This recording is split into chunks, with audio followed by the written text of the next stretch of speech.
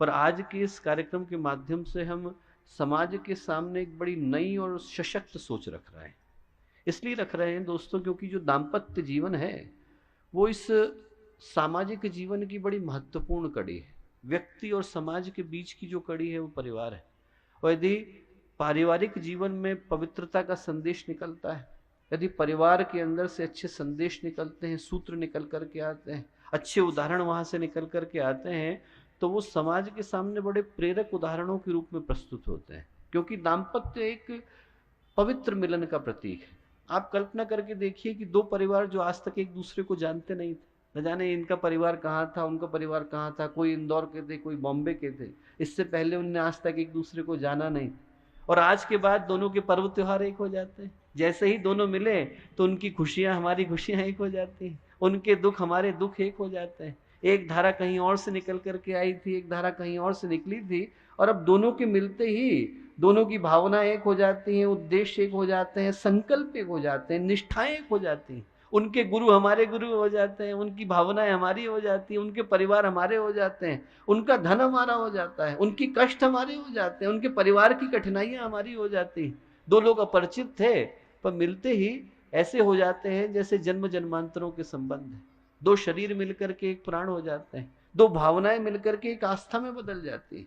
तो ये जो दाम्पत्य जीवन का मिलन है दोस्तों, बड़ा पवित्र मिलन है। हम महसूस नहीं कर पाते क्योंकि हमारे आसपास हम निरंतर विवाहों को घटते हुए देखते हैं, पर इसके पीछे का जो आधार है, जो ऋषियों ने दिया, मुनियों ने दिया, जो चिंतकों ने दिया, विचारकों ने दिया, वो बड़ा पवित्र दिया। दाम्पत्य जीवन एक बड़े पवित्र मिलन का प्रतीक है, और इसके अंदर से जो सूत्र निकल करके आते हैं, जिसके प्रतीक के रूप में यहाँ पर उपस्थित 5000 जोड़े बैठे हैं, यहाँ से जो संदेश निकल करके आते हैं, उसकी आवाज और उसकी हलचल और उसके जो परिणाम है, उसके जो परिणति है, वो समाज के हर कोने में एक बड़े गंभीर परिवर्तन के रूप में घटती हुई नजर आती है।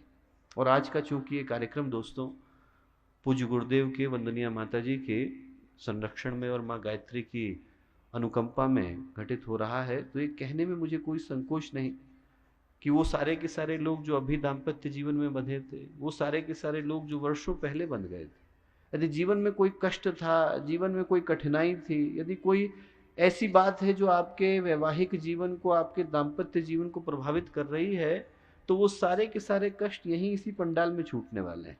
यहाँ से आप सुख को लेकर के लौटने वाले हैं, यहाँ से आप मंगलकारी जीवन को लेकर के लौटने वाले हैं, यहाँ से दोस्तों आप पारस्परिक सद्भाव को, सामाजिक कल्याण को लेकर के लौटने वाले हैं। इसलिए जो बातें हम लोग करने जा रहे हैं वो न केवल आपके लिए महत्वपूर्ण हो जाती हैं, बल्कि पूरे समाज की प्रगति, विकास और सामाजिक उत्कर्ष के लिए जरूरी हो जाती है। हम जब कहते हैं गौरी शंकर तो क्या है? भगवान का परिवार है। हम जब कहते हैं सीताराम तो क्या है? भगवान का परिवार है। हम जब कहते हैं राधा कृष्ण तो क्या है? भगवान का परिवार है। पारिवारिकता का भाव हो, अपनत्व की संवेदना हो और प्रेम का विस्तार हो तो परिवार की परिभाषा पूरी हो जाती है। परिवार का अर्थ है कुटुंब, जहां पर दो लोग जो जन्म से एक परिवार में न जन्मे हो। जो पति पत्नी है उनने कौन सा एक परिवार में जन्म लिया? जन्म में एक साथ एक परिवार में नहीं जन्मे थे, पर उसके बावजूद जब उनके उद्देश्य हो जाते हैं, भावनाएं जुड़ जाती हैं, आपस के प्रति प्रेम आ जाता है, अपनत्व आ जाता है, और वो लोग सुख और सौहार्द के साथ परस्पर रहना सीख लेते हैं, तो परिवार की परिभाषा पूरी हो जाती है। ये धरती वो धरती रही दोस्तों जहां पर हमने पूरे विश्व को ही परिवार माना। एक घर को तो छोड़ दीजिए, अब हमने पूरे विश्व को ही परिवार माना। अयम निजः परो वेति गणना लघु चेतसाम उदार चरिता नाम तु वसुधैव कुटुंबकम। अयम निजः, ये मेरा है, परो वेति, वो पराया है, ये तो मेरा वाला था, ये आपका था। गणना लघु चेतसाम, ऐसा छोटे लोग सोचते हैं। उदार चरिता नाम तू, जिनके हृदय में भारतीय संस्कृति प्रवाहित होती है, वसुधैव कुटुंबकम, उनके लिए पूरी वसुधा ही परिवार में बदल जाती है। आप एक व्यक्ति को छोड़ दीजिए, उनके लिए तो पूरी धरती ही परिवार हो गई। और जिस देश से इतने महत्वपूर्ण सूत्र निकले हो कि हम लोगों ने मेहमान के लिए क्या शब्द दिया? अतिथि दिया। अतिथि का मतलब जो बिना तिथि दिए आता हो और बिना तिथि दिए जाता हो, वो बिना बताए आएगा। और जब आपके घर पर आ गया तो भगवान का भेजा हुआ संदेश, फिर जब आपके घर पर आ गया है वो अतिथि, तो हम उसको अपने परिवार के सदस्य की तरह ही मानते थे। हमारे लिए वो मेहमान नहीं हुआ करता था। मेहमान को तो आदमी चाहता है कि जाए, अतिथि वो है जो बिना बताए आएगा और बिना बताए जाएगा। उसने न तिथि बताई है और न तिथि बता करके जाएगा। हमारे लिए वो व्यक्ति भी परिवार का हिस्सा हुआ करता था। और आज इसको हम लोग एक दुर्भाग्य कहेंगे दोस्तों कि जिस देश में वसुधैव कुटुंबकम का सूत्र निकल करके आया, पूरी वसुधा को अपना परिवार मानने का भाव निकल करके आया, उस देश में हम लोग जब परिवारों की स्थिति को देखते हैं तो बड़ा दुख होता है। आप यदि सिविल कोर्ट में चले जाइए तो 76% मामले उन लोगों के बीच में लड़े जा रहे हैं जो एक ही परिवार के हैं। या तो व्यक्ति प्रॉपर्टी के लिए लड़ रहा है या वैवाहिक संबंधों के लिए लड़ रहा है। 1.5 करोड़ के करीब तलाक प्रत्येक साल में घट रहे हैं। 2.5 करोड़ के करीब लोग संबंध विच्छेद के साथ रह रहे हैं। प्रत्येक मिनट के अंदर आप अमेरिका चले जाइए तो एक शादी तलाक के कगार पर पहुंच जाती है।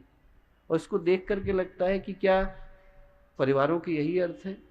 मैं नाम तो नहीं लूंगा, बड़ा उद्योगपति का बहुत बड़ा परिवार है, दो भाई हैं, उनकी संपत्ति अरबों में होगी, खरबों में होगी, और दोनों भाइयों के बीच में लड़ाई कहाँ से शुरू हुई? लड़ाई इस बात से शुरू हुई कि होटल में गए थे खाना खाने के लिए, रेस्टोरेंट से जब उठने वाले थे तो टिप देनी थी। बड़े भाई ने छोटे भाई को देखा, छोटे भाई ने बड़े भाई को देखा। आप करोड़पति हो तो कितने की टिप दोगे? 10,000 की देते, 15,000 की देते, तब भी आपके लिए किसी मूल्य की नहीं होती। पर चूंकि बड़े भाई ने छोटे भाई को देखा और छोटे भाई ने बड़े भाई को देखा और उनको ये लगा कि इतना कंजूस है कि टिप नहीं दे रहा है, इस चक्कर में लड़ाई हो गई और आज तक बातचीत नहीं होती है। आप कल्पना करके देखो, आदमी के पास बहुत पैसा आ जाए पर यदि मन का स्नेह और मन का प्रेम चला जाता है तो संबंधों को समाप्त होते और परिवारों को बिखरते देर नहीं लगती। हम लोग मेडिकल में पढ़ा करते थे तो मेरे साथ एक लड़का था, बचपन से जानता हूँ उसको, और उसके पिताजी का देहांत हो गया जब पढ़ते पढ़ते चला गया, और माँ ने जैसे तैसे उनको पाल पोस के बड़ा किया, एक छोटी बहन भी। हम लोग इधर MBBS का फाइनल एग्जाम दे रहे थे और जैसे तैसे उसकी माँ ने सारा इंतजाम करके रखा था। माँ को हार्ट अटैक हो गया, ICU में एडमिटेड थी। MBBS का एग्जाम छोड़ करके गया वो अपनी माँ के इलाज के लिए, 3 हफ्ते तक नहीं लौट पाया, ICU में थी, दुर्भाग्यवश देहांत हो गया। माता पिता चले गए, इधर MBBS का एग्जाम है। एक छोटी बहन थी जिसको उसने अपने बिल्कुल बच्चे की तरह से पाला होगा, और आपको भरोसा नहीं होगा, अभी इधर अंतिम संस्कार की तैयारियां नहीं हुई थी कि बहन और जीजाजी आ गए कि प्रॉपर्टी को हम पहले से बांटना शुरू कर देते हैं। चिता तो शुरू भी नहीं हुई थी। रोता रोता आया, बोला साहब मेरा परिवार कौन सा बचा है, अब तो शांति कुंज ही बचा है। आप कल्पना करके देखो परिवारों की ये स्थिति है क्या। जब हम झगड़ों को होते हुए देखते हैं, मुकदमों को होते हुए देखते हैं, झंझटों को होते हुए देखते हैं, वो परिवार जहाँ से प्रेम के, आत्मीयता के, अपनत्व के सूत्र निकलने चाहिए थे, क्या उनका अर्थ इतना ही रह गया है कि व्यक्ति एक दूसरे की संपत्ति को अपना समझने के लिए लड़ाई करे, एक दूसरे से बात करना स्वीकार न करे, एक दूसरे से लड़ने के लिए बहाने ढूंढे और कारण ढूंढे। मैं एक घटना सुनाता हूँ कि लंदन में था, एक हॉस्पिटल में काम करता था।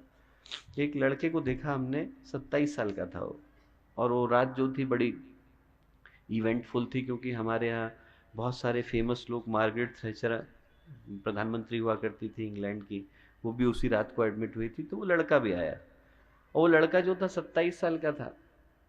27 साल का लड़का, बहुत अच्छी जगह से पढ़ा हुआ, ऑक्सफोर्ड विश्वविद्यालय से उसको बड़ी प्रेस्टिजियस डिग्री मिली थी, अच्छी जगह से डिग्री लेकर के आया था। पिता जो थे वो लंदन के सबसे अमीर लोगों में से एक थे, और वो लड़का 27 साल का नहीं हुआ कि उसको ड्रग लेने की आदत हो गई। कोकेन एक तरह की ड्रग होती है, वो लेता था, और ड्रग लेने की आदत हो गई तो वो ड्रग जो भी व्यक्ति लंबे समय तक लेता है उसको एक तरह की भ्रांति हो जाती है, हेलुसिनेशन बोलते हैं हम लोग। उनको छोटे छोटे आदमी शरीर पर चलते हुए दिखाई पड़ते हैं, होते नहीं है पर उसको दिखाई पड़ते हैं। तो वो क्या करता था कि इंसुलिन की सिरिंज लेकर के उन आदमियों को निकालने की कोशिश करता था। जिस रात को देखा तो 27 के करीब छेद पूरे शरीर के अंदर थे, आप पूरे हड्डी देख सकते थे, लिलीपुशियन हेलुसिनेशंस बोलते हैं। बड़ी बुरी हालत थी। 3 महीने लगे तब जाकर के मेडिकली ठीक हो पाया कि आप उससे बात कर सको, तब जाकर के इन्फेक्शन कंट्रोल हुए, शरीर कंट्रोल हुआ। और 3 महीने में एक एक रात उसकी लड़ते हुए गई। कोई यदि इंजेक्शन लगाने को पहुंचता था, ड्रिप लगाने को पहुंचता था तो लड़ने लग जाता था, ड्रिप फेंकने लग जाता था, लड़ाई करता था, निरंतर व्यक्ति के साथ कुछ न कुछ करता रहता था। तो उससे जब 3 महीने के बाद बातचीत हो रही थी तो एक दिन मैंने उससे पूछा, मैंने कहा कि भाई इतना गुस्सा किस लिए हो, आपके अंदर ये जो गुस्सा है वो किस लिए? तो बोला मैं अपने पिताजी से गुस्सा हूँ। तो हमने पूछा क्यों? बोला आप कल्पना करके देखो कि जो सामान्य व्यक्ति है वो अपनी ज़िंदगी में कुछ पाने के लिए आगे बढ़ता है। बोले अच्छी पढ़ाई हो जाए तो आदमी अच्छी नौकरी चाहता है, अच्छी नौकरी हो गई तो अच्छा घर चाहता है, अच्छा घर हो गया तो अच्छा परिवार चाहता है। बोले मैं 16 साल का था तो 3 फरारी गिफ्ट में मिल गई, 18 साल का हुआ तो हेलीकॉप्टर मिल गया। तो ऊपर जाने को तो नहीं था पर नीचे गिरने को पर्याप्त था, ड्रग लेनी शुरू कर दी। तो मैंने कहा आपके पिताजी बेटा रिस्पॉन्सिबल इसके लिए हो भी सकते हैं और नहीं भी हो सकते हैं, उनका भाव तो नहीं था कि आपकी ज़िंदगी को बिगाड़ें। पर यदि आपको लगता भी है कि आपके पिताजी जिम्मेवार हैं तो आप प्रश्न ये पूछ करके देखो कि जीवन किसका है, जिंदगी भर अपने पिता को द्वेष देते गुजारोगे या जिम्मेवारी भी लोगे। बस इतनी सी बात हुई और चला गया। और 3 साल के बाद उसने अफ्रीका से एक ग्रीटिंग कार्ड लिखा और बोला कि साहब वो जो बात आपने उस दिन कही थी और दिल में बड़ी गहरी लग गई। और बोले मैं निकल गया।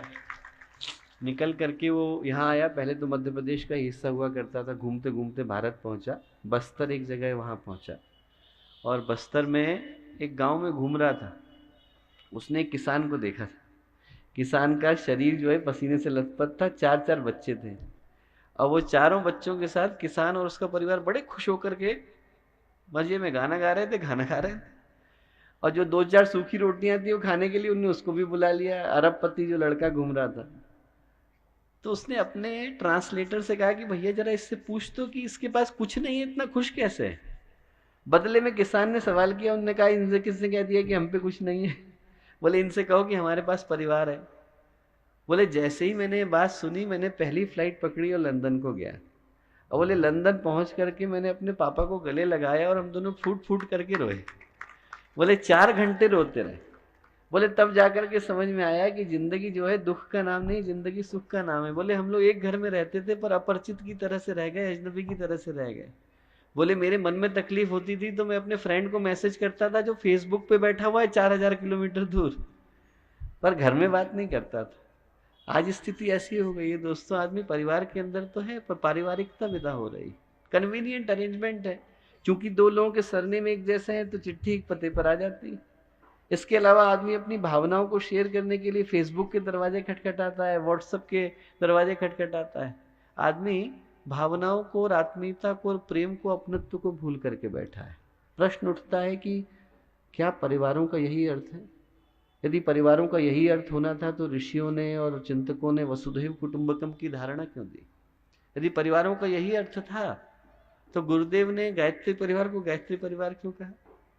जब इससे पहले का नाम था युग निर्माण योजना विचार क्रांति अभियान, तो जब गुरुदेव ने गायत्री परिवार नाम दिया तो लोगों ने कहा कि साहब वो युग निर्माण योजना विचार क्रांति अभियान नाम था, आपने बदल करके गायत्री परिवार क्यों रखा? गुरुदेव बोले कि बेटा इसको कहने के पीछे मेरा बड़ा महत्वपूर्ण उद्देश्य है। बोले उद्देश्य ये है कि कल को जब नए युग की शुरुआत हो और लोग गायत्री परिवार को देखें तो इस बात को महसूस कर सकें कि एक परिवार को किस तरह से रहने की आवश्यकता है। जो लोग साथ जन्मे नहीं हैं, जो लोग साथ पले बड़े नहीं हैं, वो जैसे ही एक जगह पर आए और उनके उद्देश्य एक हो गए वो एक परिवार में बदल जाते हैं।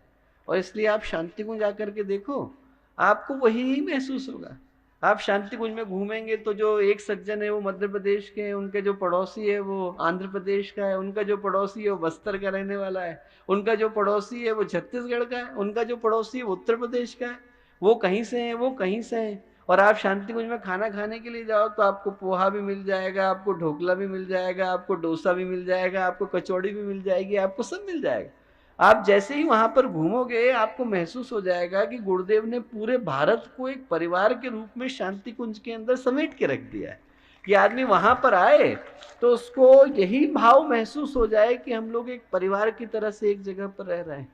और परिवार को स्थापित करने का जो सूत्र है दोस्तों वो एक ही है कि व्यक्ति के अंदर प्रेम आ जाए। अपने पुराने कार्यकर्ता हैं, यहीं के थे, आदरणीय दत्ता माव जी, ग्वालियर में सर्जन की जॉब कर रहे थे। किसी ने गुरुदेव का नाम बता दिया तो गुरुदेव से मिलने के लिए गए। उनकी बहन जो थी मथुरा में रहा करती थी उन दिनों में, तो गुरुदेव से मथुरा में मिलने के लिए पहुंचे। और गुरुदेव जो है अखंड ज्योति संस्थान में बैठे हुए थे। तो गुरुदेव उस समय में कार्यक्रम के लिए निकल रहे थे बाहर। अब जब दत्ता माँ जी अंदर घुसे, डॉक्टर थे, सिविल सर्जन थे उन दिनों में, अंदर घुसे तो उनने जाके गुरुदेव के पैर छुए, पता चला कि गुरुदेव निकलने वाले हैं। तो गुरुदेव बोले कि जाते जाते गुरुदेव रुके, गुरुदेव बोले कि बेटा पहली बार आए हो, खाना खा के जाना।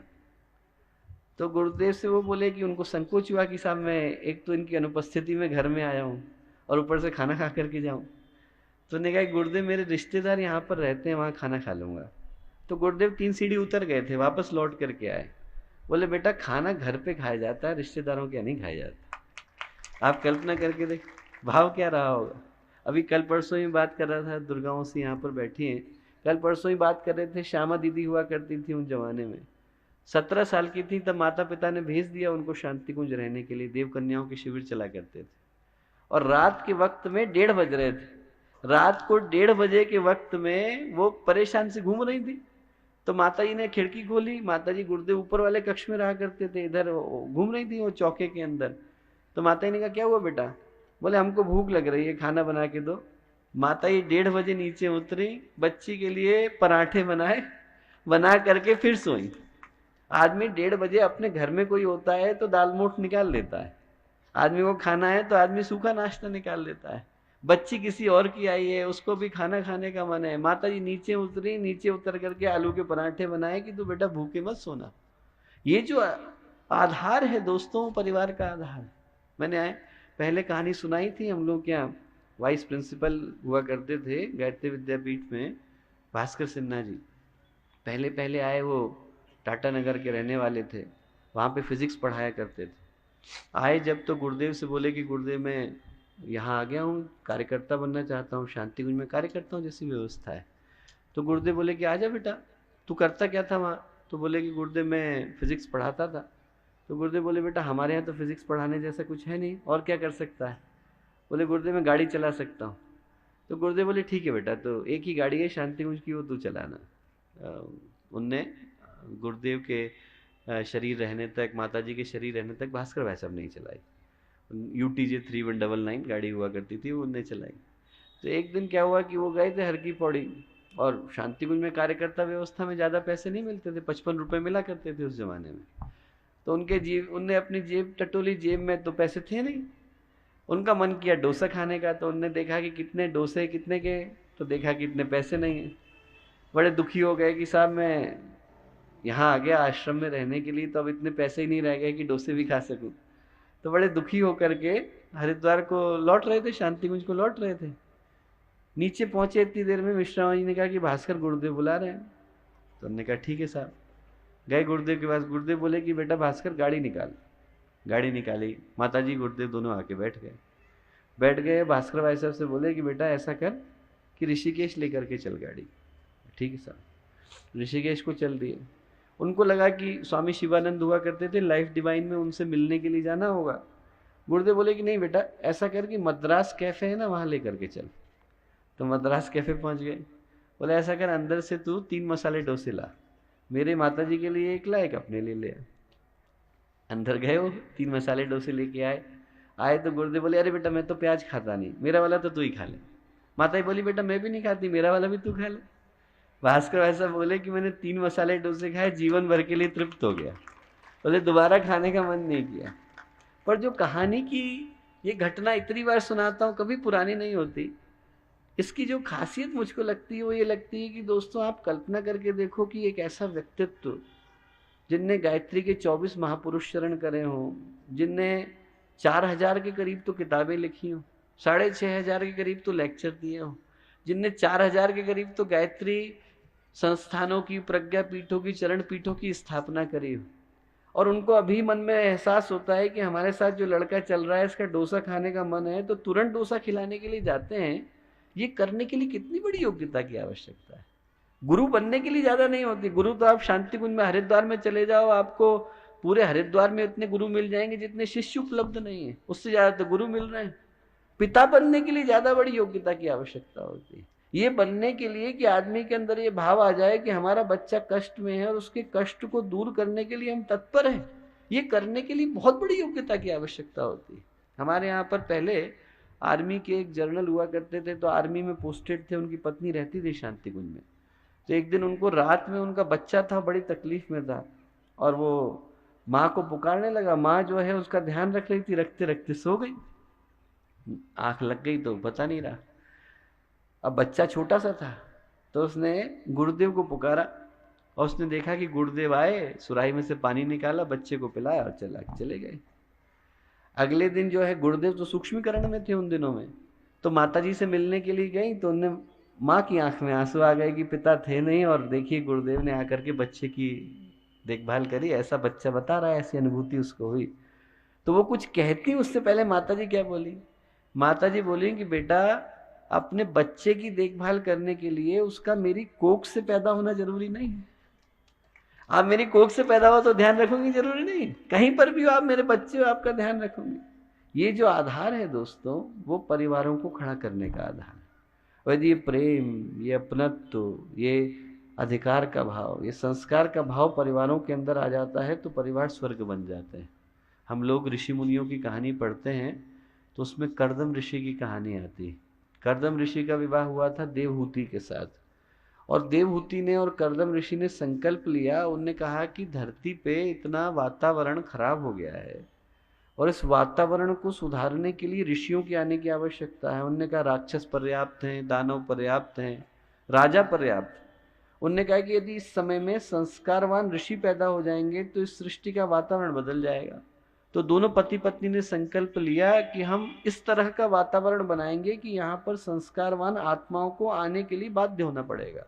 और कर्दम ऋषि ने और देवहूति ने इस तरह का तपस्या का वातावरण बनाया कि एक के बाद एक अच्छी और संस्कारवान आत्माएं उनके घर में आती गईं। 8 लड़कियां पैदा हुई। कौन कौन सी? अरुंधति, अनुसुईया, कला, क्रिया, शांति, हविर्भू, ख्याति और क्षमा। और इन 8 का विवाह किनके साथ हुआ? सप्तऋषियों के साथ हुआ। उसके बाद एक पुत्र पैदा हुए। कौन पैदा हुए? कपिल। और जो कपिल थे वो भगवान नारायण का अवतार थे, उनसे मुनियों की श्रृंखला शुरू हो गई। जितने ऋषि थे उन सबके दादाजी कौन, मामा जी कौन, चाचा जी कौन, ताऊ जी कौन? कर्दम ऋषि, देवहूति। पूरे एक ही परिवार ने भारत में एक के बाद एक लाखों ऋषियों को जन्म दे दिया। एक परिवार अच्छा हो गया दोस्तों, एक परिवार के अंदर संस्कार आ जाता है तो ऋषियों के परिवार की श्रृंखला चल जाती है। और नहीं तो परिवार के अंदर यदि नारकी वातावरण हो जाए तो रावण का परिवार बन जाता है। आप रामचरितमानस पढ़ो, 1 लाख पूत, 1.25 लाख नाती। कौन है वो? खरदूषण कौन है? हमारे बहनों ही है। वो शूर्पणखा कौन है? हमारी बहन है।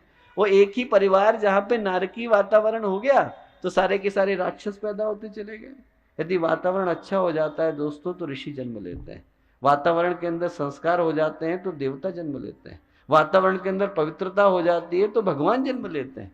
और वातावरण के अंदर यदि नारकी भावना आ जाती है तो वहीं पर राक्षस आने लग जाते हैं। घर के अंदर चीख चिल्लाहट मचती हो, लड़ाई झगड़ा होता हो, तो उस जगह पर अपने आप नरक खींच करके चला जाता है। वहां पर घर की बहुएं अपना सामान लेकर के कहीं और रहना चाहती, वहां पे सास और बहू के बीच में बनती नहीं, बहू और सास के बीच में नहीं बनती। वहां के बच्चे अलग रहना चाहते हैं। वहां के बच्चे घर की तिजोरी से पैसा जो है चुराते हैं। बच्चे संस्कार पाने से रह जाते हैं और बड़े सम्मान पाने से रह जाते हैं। ये जो है दोस्तों परिवार नहीं है, ये तो तबाही के सरंजाम है। जहां पर ऐसा वातावरण बन गया है उसका नष्ट होना, उसका भ्रष्ट होना, वहां पे तबाही आना, वहां पे कष्ट आना अपने आप गारंटीड हो जाता है।